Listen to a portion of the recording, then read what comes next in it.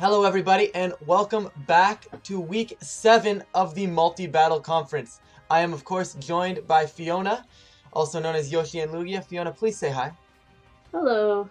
This week guys, we are playing our close friends Sebi and Yui here, rocking Team Noodle Soup I should say. I have censored that name for family-friendly YouTube versions. As you can see, I've also censored their logo, but for the time being, it will be Team Noodle Soup. But these guys are last season's champions, so going to be definitely going to be a fun match here for sure.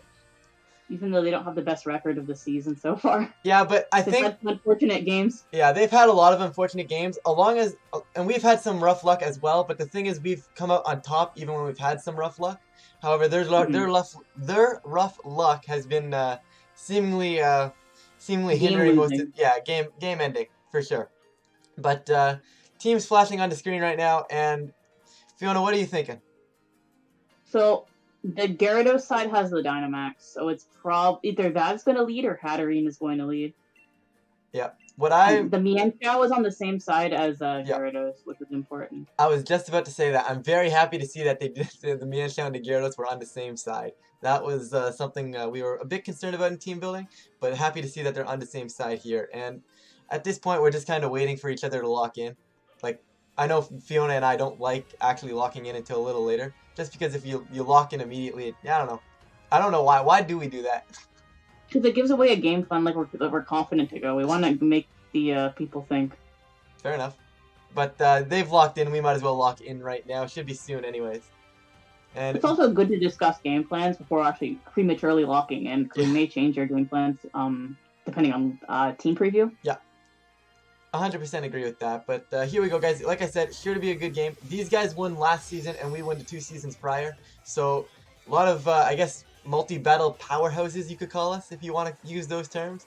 If that's appropriate, I don't really know. But that's what we're going to go with here. And, guys, I'm going to be honest with you. I don't like this matchup at all. No, this matchup, they had a lot more pieces that, there was too many. I felt like it was very lead dependent. 100%. I will admit to that. Definitely felt that way here. And so, yeah, go ahead. This turn, we discussed a lot about what could have happened in this turn. I had a really strong feeling this Frisbee was Scarf, but I thought it was gonna like target Gene Simmons with a fighting move. Yeah, and we kind of yeah. Go ahead. I'm not sure why we went with the play we did. I think we tunnel visioned too hard on saying, oh, Gyarados has the max. We kind of want to just heavily damage it immediately. I think what our issue was, we tunnel visioned on the Diggersby being Scarf fighting move, and because we targeted tunnel vision on that, we didn't consider everything they could have gone for here.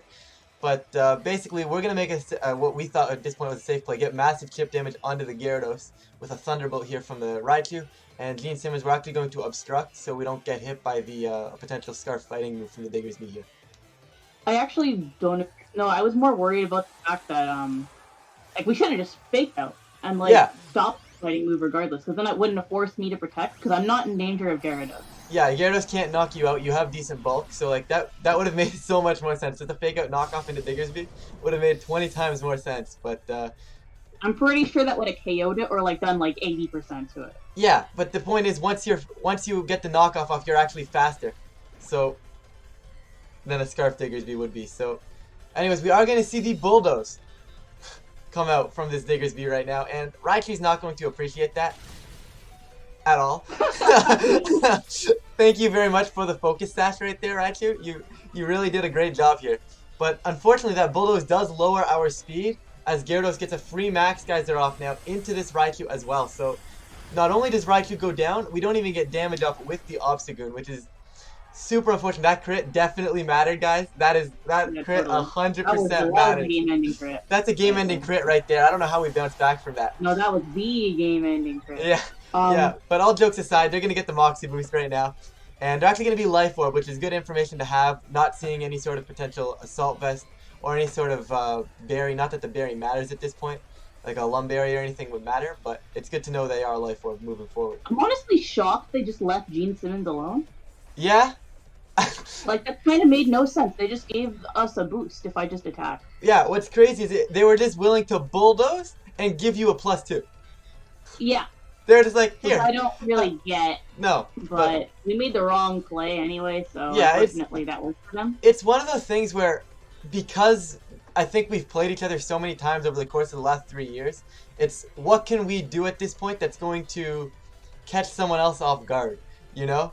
Like, and obviously they have the game plan, you know, slow our Raichu down and kill our Raichu, right? And that's their game plan. And in our minds, we were like, yeah, maybe they should be scared of the Goon, but we got their game plan, I guess, wrong in a sense. Like, we guessed Max Gyarados, but like I did not expect Scarf Bulldoze. I didn't expect Scarf, but I did expect Scarf. Yeah. It's just one of the things. It's like the little things, right? You can call certain things and not call other things, and that's where things get interesting. And this is a turn me and now Fiona. I think we're in a bad spot because of the fact that we obstructed and we gave him a free turn. Yeah, and now they have a free turn to kill our Obstagoon, and which we're sure they're going to take at this point, because we know them and we know they're good players and they're going to capitalize on this. They have the free target. They're going to get the knockout, right? Mm-hmm. But we get our Defiant up with Gene Simmons. I love that. I love how it pluralizes that. But Max, yeah, go ahead. So I was yelling at Ryan this entire time. I'm like, Ryan, you have to blow up right now. Like, it doesn't matter if it's not going to kill Gyarados. Like, you need to kill the Diggersby and do, like, major damage to Gyarados. This Gyarados hasn't gotten any speed boost. Yeah. Like, you need to just kill it. Yep. So I do just that, and Savali goes boom. Savali goes boom. I love how the animation goes off, and then the normal jump procs. Like, why? I've always done that. It's really funny. Like, why? Either way, we murder that Diggersby there. Savali goes down, and Gyarados gets mad chip damage done to it as well. So, despite everything right now, we have the max advantage, and honestly, the range Gyarados is in after that explosion puts us in a decent spot. Yeah. Yeah, I think we're in a decent spot right now because they don't really have that much pressure on the other side. Yeah. And especially since you have Cinderace as coming in as your maxer. Yep. Trick Rooms, as we planned. We completely shut down their max as well. And what I believe happens here is I bring in Cinderace and they bring in Gengar. And I know from past weeks they've been running Trick Room Gengar. We've seen it in the past. And it's not something that's completely surprising to me. So here what I go for is like, okay, we debated back and forth if I should Airstream or not. Because I didn't want to necessarily go into potential max guard into Gyarados. But we needed to kill Gyarados. There was no guarantee they were going to be able to guard at all. So we just went for this max Airstream into the Gyarados. As Ariana can basically sit here and chip down this Gengar with a Hyper Voice, I believe we went for, right? Yes. And if they were to guard and get a Trick Room up, then we have Ariana under Trick Room, still slower than the Gyarados, which still kills it after that anyways. So this was just our safest play. Picks up most of the picks up most of everything they could potentially go for at all. And at this point, we're almost pulling it back, which we haven't done yet, but we're getting hammered right now. The important part to know is that the Gyarados side, when we kill it, Crawdon's not coming in, so they don't really have pressure on us at all. Yeah, exactly. They don't have a lot of pressure behind that Gyarados on their side, so killing that and them getting Trick Room up isn't a horrible, isn't anything horrible. Right. But there he is. Roulette. Once again. Yeah, once again. You guys are probably tired of seeing this thing max. We are too.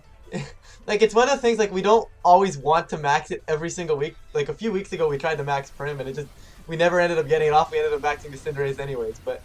Out of desperation, yeah. As you see there, the Gyarados does just drop to that Life Orb Airstream, so... We're getting our speed boost right now, which is irrelevant, because we're the fastest thing on the field regardless. Although it does help Primarina a little bit. So now this Hyper Voice is going to destroy this Gengar, but it has a sash. Yep, it has a sash. They all have sash. I fully expected it to have a sash there. And the cursed body actually comes up, which is kind of funny and a little bit annoying at the same time. It's annoying, but not really. It doesn't end up mattering at all. Exactly. It doesn't matter at all, but it's still kind of funny that they got it. It would have been worse if they disabled Moonblast. 100%. It's actually almost better that they got it this turn and not the next turn. Yeah. Because at this point, they have Trick Room up, and there's, like we said, there's not a lot of pressure coming in that other side. So basically, I can target that other side with Cinderace, and let Primarina be able to pick up a knockout on the Gengar here with a nice little Moonblast.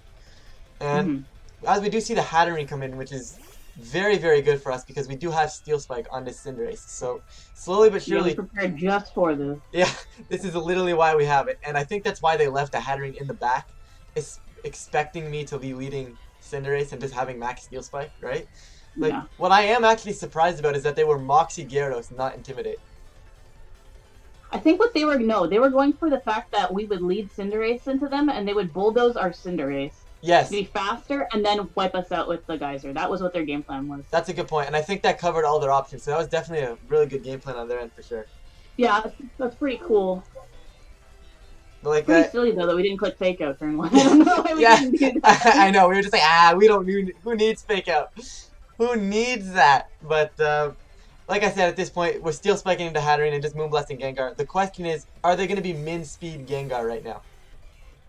I didn't think so. I didn't think so either, but sometimes you run that Trick Room Gengar and you fully commit to the process, right? But either way, we are still going to be slower with this Primarina. Pick up the Gengar right there with that clean knockout, and this Steel Spike's going to get off for free, turn me into a Steel Spike to resist things, and give us a defense boost for a potential Crawdont that's in the back right now.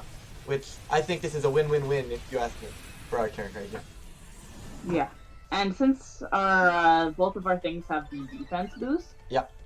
we're basically guaranteed to live they can only kill one thing. Yep. Actually, I think they can only kill the Cinderace if they double in on it. I don't even know if they could have, because Steel resists both of Or doesn't. Resists both of Hatterene's stabs? Yes, it does. Oh yeah, it does. But like The Crawdont liquidation in the rain would be the only thing that Crawdont Crabhammer. Crabhammer in the rain would be the only thing concerning me at that point if they were to double roulette. But I think Dynamax with the +1 defense boost, I would have been able to take it. Really? I do believe so, yeah, because they're not Life Orb, right? So. Because Ariana took a lot. Ariana took a lot, but Ariana's defenses are paper thin, so we actually ran bold. Yeah. I'm taking full credit for the EV spread here, but I'm gonna give Fiona credit for telling me to run bold. So, or at least a defense. She's like, be a defense. A lot of damage. She's like, be a defense boosting nature. I'm like, all right, I'll work with that. And thankfully, Ariana hanging on right there, living the Psychic and this Crabhammer in the rain, getting the Moonblast off, ripping through the Crawdont right there, and now Steel Spike also picking up the Hatterene, and this puts us actually in a 3-1 lead. So this is a spot we did not expect to be in after turn 1. Yeah, at this point we basically won the game. It's just a matter of preserving differential. Not even differential, of more so just making the correct plays that keep the game in our favor. Like I'm not concerned about differential here. I think this was the fact that we were tunnel visioning hard on differential. I was never worried about differential here. I wanted to get the win, but I mean, at this point, I think we just like it's one of those things where it's like you start playing and you start getting more and more comfortable as the game goes on. We're sitting here in a 3-1 spot and we're like, because I think if we just both attack here, yes, like we guaranteed win, but we lose a differential point. 100%. But the thing is, we don't lose a differential point because they can't kill both of us. And I'm honestly shocked that about this next turn that I was actually able to pick up a knockout, which is crazy. But Ariana gonna come back out into Dead Sea right now, and we're just gonna click Sucker Punch here with our Cinderace. Yeah, that was a throw play, by the way. Yeah, we gotta just Hyper Voice there. Just Hyper Voice Sucker Punch. If they hit Primarina, then we still have Cinderace on the field, and we can protect the Stellar Trick Room, and we'll be fine. Yeah. But Roulette actually dies to that overheat, which is... I want to know the roll on that. I'm going to calc that after this recording. I am very curious because, like, I'm shocked that actually killed. Like, and I know they weren't special attack because I talked to them afterwards, too. Like, they weren't max special attack. They weren't? They were not max special attack. I can actually pull it up right now. Let me actually think about that. Fiona, keep the people occupied. Alright, so I just go for a Nightshade. It does a little bit, but the thing is, they have a Citrus Berry now, which saves them out of the Nightshade range. They were... Like, they're just above 100. They were 96 plus, so boosted nature 96. Huh. Like, I'm actually shocked that killed Cinderace. Like, I am shocked that killed Cinderace. But besides the point, at this point, it's one of the things like, does this Rotom have... Is this in Nightshade range? And Fiona said no immediately. I listened to her on this, and I agree that our next play here is the correct play. Just clicking Amnesia, matching them because 2 Thunderbolts or a Thunderbolt and an Overheat is not going to kill Corsola. We are mad specially defensive right now. So just matching their nasty plots with our Amnesias right now is the correct way to go. Then at some point we'll be able to get 2 Nightshades off and seal the game, or even a Strength Staff to heal us back up, depending on how much the initial Thunderbolt would do at neutral. But basically we're both at +2 right now, I believe. Yeah, I'm a little bit... See, the reason why I did this is because I was worried that, like, a Dark Pulse or an Overheat would, kill us. Yeah. Yeah. At +2, because they're guaranteed to get +2 above us unless we match them with Amnesia, which is what we're doing to stay safe. Exactly, because if they had Dark Pulse, a +2 Dark Pulse was going to rip through us. But a +2 Thunderbolt wouldn't have. So if we would have actually, in the long run, just clicked Nightshade into Rotom, we would have been perfectly fine, if, right? Because Thunderbolt wouldn't have killed us. Yeah, because they would have Nightshaded, they would have needed a +2 Thunderbolt to actually OHKO Corsola before another Nightshade killed them. No, that doesn't, less than half. The Overheat is what I was worried about. It is still, a +2 Overheat still wasn't killing us. Thunderbolt range. A +2 Overheat was not killing us. It would have put us in the Thunderbolt range. No, it wouldn't have, because they would no longer have been +2. Because the thing is, they also, like, I was worried about Dark Pulse as well. I agree, Amnesia is the correct play because we have to be scared of Dark Pulse, but at the same time, they're forced to Nasty Plot there, and we can just Nightshade 2 more times and win the game. But either way, we should have won the game anyways without that crit, guys, on the Corsola. So, as you can tell, we still had to risk a crit. As you can tell, we're still very salty about it, but yeah, I was the one who turned off my Switch. It's that's unfortunate. So honestly, you're lucky I didn't turn off the Switch like when the crit happened. I just was like, I want to wait for the differential to go through. I mean, at that point, once they crit, it wouldn't have it would have been enough. Like we would have been able to say, okay, Rotom gets the last kill on Primarina anyways. Like it wouldn't have been horrible. It still would have been a 1-0 differential, right? But like yes, but still, either way, we are currently still in first, but the 2 second place teams play each other this week. So one of them is actually going to be passing us. And hopefully the team that's in second place that wins is the second place team that we play next week, so we can reclaim first place with a win there. That would be a good bounce back week to get to. But I'm not so sure what's going to happen there. Don't want to predict outcomes of that match. But we are still in a decent spot looking for playoffs. We got 3 matches left. 1 more in our division, 2 more cross-division matches, and sitting at 4-2 right now, I think 6 wins should be enough to get us in. So we just got to win 2 out of our next 3. So definitely a good game to Team Noodle Soup here, and it's unfortunate that it came down to the crit. It really is. It's even more so unfortunate that we're friends with them, right? So it's one of those things where it's like, you hate to see it, you know? But at the same time, I'm sure they were happy they got the crit. Like, let's be real. Oh, they were happy they got the crit. But that's going to be it, guys. I'm going to stop rambling on as the video is even replaying right now. But I'm going to stop rambling on. Fiona, do you have anything to say before we head out? No, not really. All right, guys. Thank you so much for checking out the battle, and we'll be back next week with Week 8.